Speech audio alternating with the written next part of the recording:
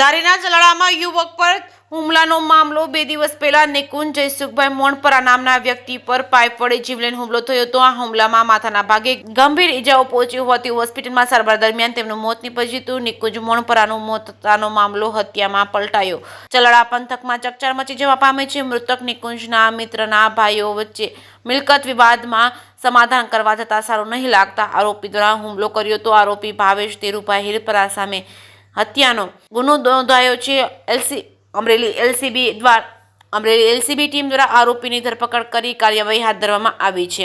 જે કેસની ગુજરાતી સાથે બિપિન રાઠોડ ચલાલા ખાતે ગુના number 31/2025 under BNS section 109 register કરવામાં આવેલું છે. આ ગુનામાં જે ફરિયાદી છે એ છે જયસુખભાઈ કેશુભાઈ મણપરા અને જે ઈજા પામનાર છે એ એમના પુત્ર છે નિકુંજભાઈ અને જે આરોપી છે તે ભાવેશભાઈ હીરપરા.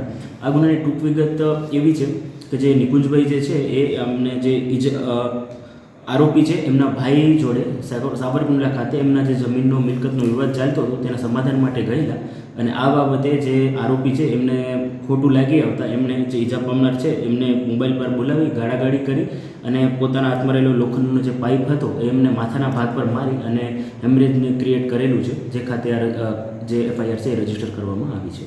પણ હાલ સર એવા સમાચાર મળી રહ્યા છે કે જે ઈજાગ્રસ્ત છે એનું મોત થયું છે.